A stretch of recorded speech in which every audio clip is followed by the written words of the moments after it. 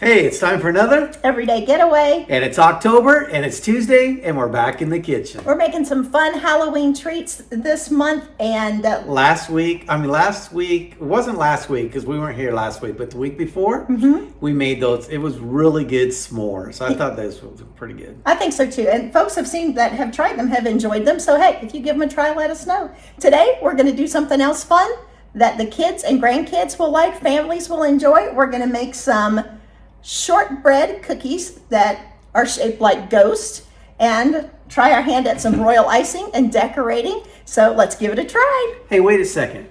We don't have a ghost cookie cutter. What are we going to do? Oh, I hear you can use a heart shape. So we do have a heart shaped cookie cutter. Let's give it a try. Let's give it a try. Join us in the kitchen.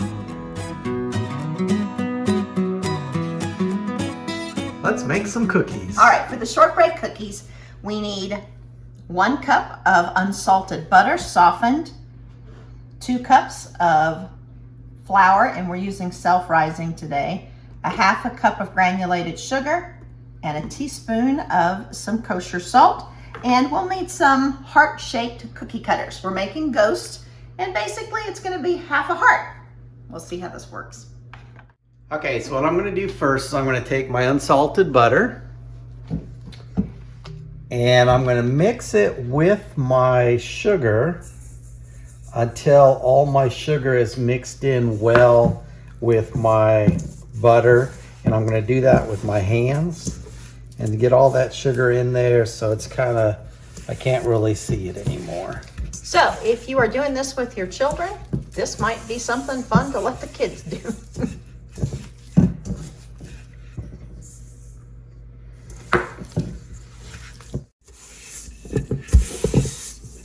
He's almost got it combined, all the sugar inside of that butter. Almost got it. Now I did soften this butter at room temperature for a little bit to get it nice and soft. Okay, so I got it all mixed together. It's very smooth and creamy and no big glops of sugar. Okay, what do we do next? We're gonna add a teaspoon of kosher salt. And then we're gonna slowly also add the 2 cups of flour. And we're gonna put the stand mixer on about 2. And slowly add the sugar. That does not feel like a 2. It looks like a 2 though. Actually, slowly adding the flour. Slowly adding the flour. And then once it gets mixing, we're gonna let it mix for about 10 minutes. So it's just gonna be a long, slow mix here. And like Tammy said, we're going to mix this for about 8 minutes.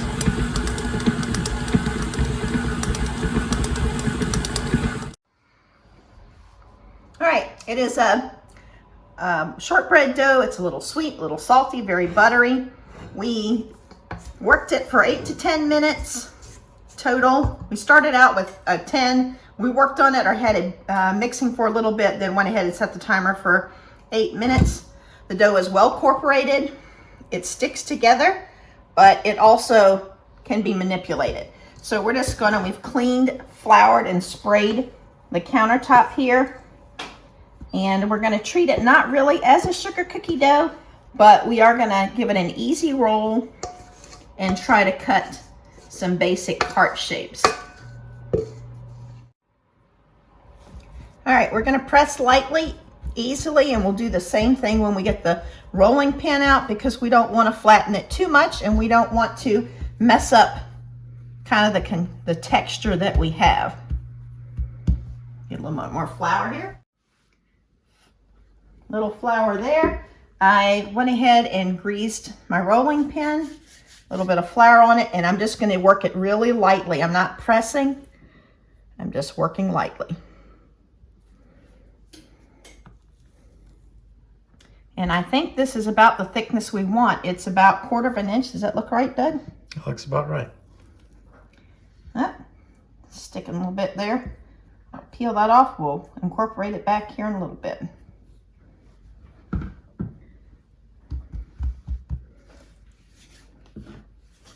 right, we're going to use some different size hearts. We're just going to repurpose a heart cookie cutter from Valentine's. We can do different sizes. This will be a big cookie here.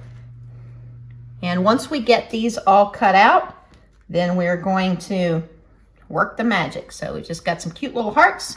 We'll get the rest cut out and then we'll come back and see what we can do with them. Okay, so I'm going to lay them out here on our cookie sheet. And I have my oven at 330. And we should make a few more here. And then they cook for, how long was it again? It is 17 minutes, but once we get them on here, we're going to cut them and try to shape them like ghosts. And we'll get them in the oven. Okay, so I'm going to cut my hearts in half. And then I'm going to make my little tail to make it look like a ghost here.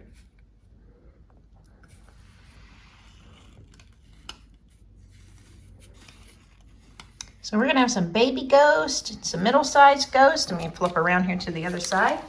But when they're finished, we will ice them up with some royal icing, and hopefully we'll have some cute little ghosts. Little tail going as Doug cuts. Oh, keep shaping. All right, we're going to get the rest of them done, and we'll come back. Lots of little basic ghost shapes. They're going to go in the oven at 330, like we said, and recipe generally, or it says 17 minutes. I'm thinking these are thinner than maybe that, so we'll keep an eye on them and make sure that we get them out before they get burnt. Make little cookies bake. All right, we got lots and lots of ghosts and one snowman because that was extra dough. We ended up using about 17 minutes, a little golden brown on the outside, and now they're gonna sit and cool.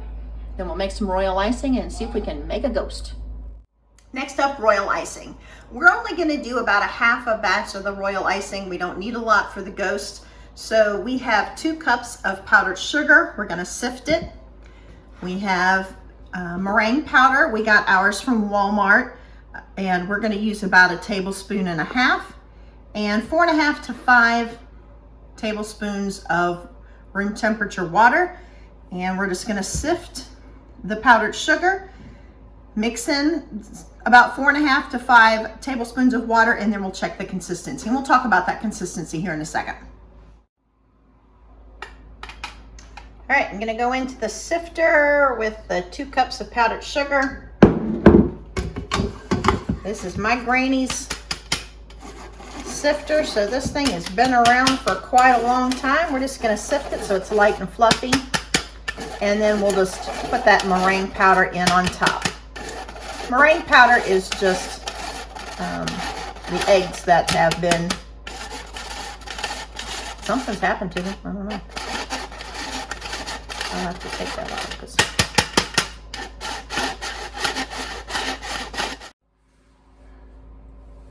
all right, tablespoon of the meringue powder, about a half, and we'll go to the mixer with a whisk attachment. We're gonna start off with 4.5, 5 tablespoons of water, and we leave it in the mixer for about 1.5 to 2 minutes.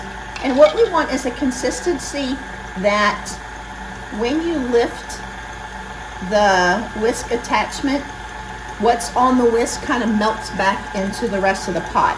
If it's too thick, we'll of course add a little water. If it's too runny, we can add a little powdered sugar.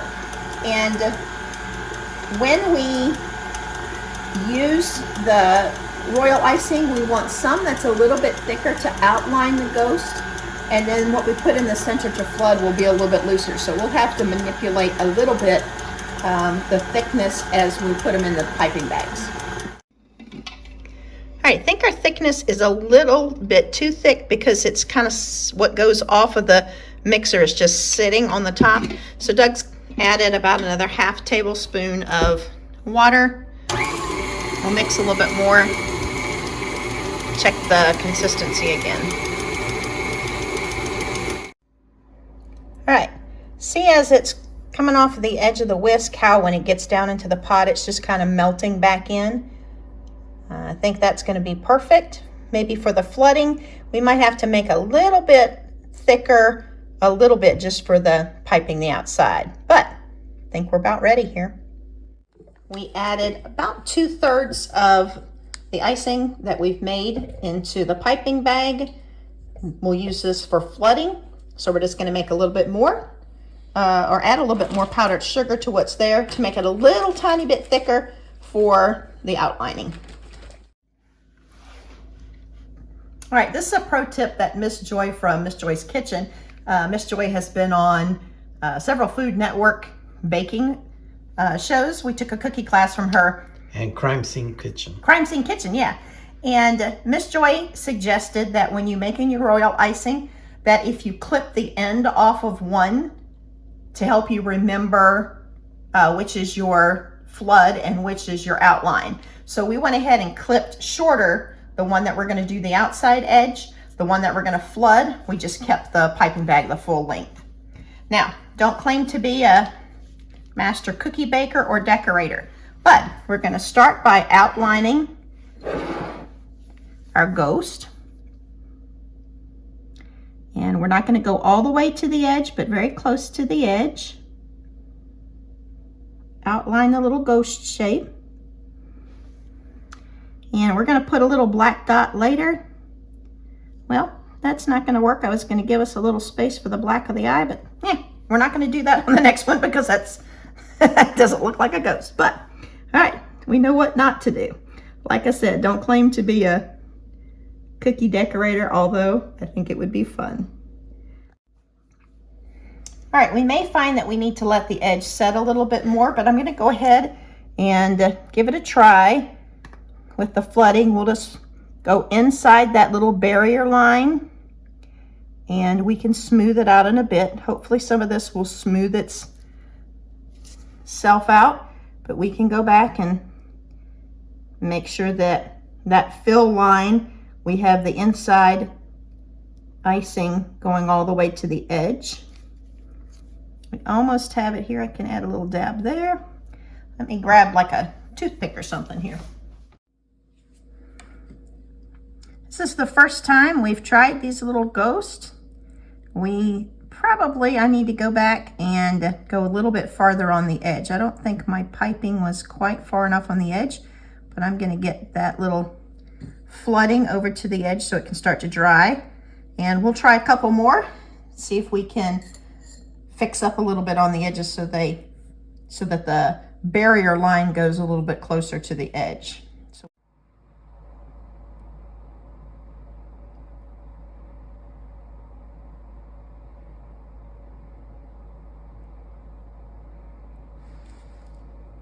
If you hold the piping bag up a little bit, like you feel like you want to have it really close, but I'm learning that if you hold it up a little bit, the line is not meshed, so it looks a little bit more defined and small. Oops, well, there we go. If you make a mess, one nice thing about it is you can just wipe it off. Keep going.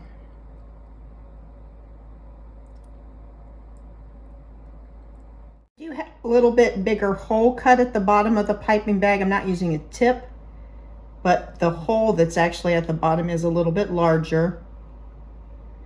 And again, I'm just kind of letting it fill itself a little bit, and then Doug and I can go back with that that little tool and smooth it out. That was a cake tester is what we're using there actually.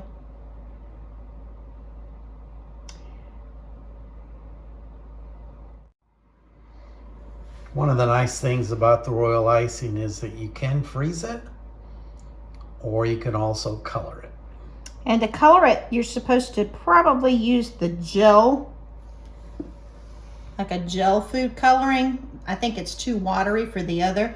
We're going to use a little bit of black for an eye and maybe a little pink for rosy cheeks. So we don't have that, so we might try to see what happens with a little bit of regular food dye, not the gel. We have green, not pink, but we'll try it and see what happens. All right, have just a little bit of black icing. I'm gonna make 2 little dots for eyes. A little smiley face. And I'm just using this cake tester because I want them really thin. This one's got an eyebrow. Maybe we can fix that. But the decorating in itself is fun. You don't have to be a perfect decorator. Children would love this. Give it a try. I think, of course, not ghosts, but I think at Christmas, for just a fun thing for family, we're going to make some cookies and just let folks decorate. These aren't even interviews. These are just opportunities to make Kamala look good. And it's not even working. The media is just trying to manufacture. The Royal Icing is almost set on it as it is. I'm also going to give him just a little rosy cheek here. So this little guy with his eyebrow looks kind of, I don't know, but little rosy cheek. Just took a little bit of that icing that we used to outline, added a little pink, making a little tiny dot there. All right, we did fudge a little bit on the eyes and mouth. We already had some black cookie icing in the cupboard, and we just put some in this bowl, thinned it out a little bit, and used the cake tester to make the eyes and the mouth. Instead of trying to make the black royal icing, we already had this, so we used it.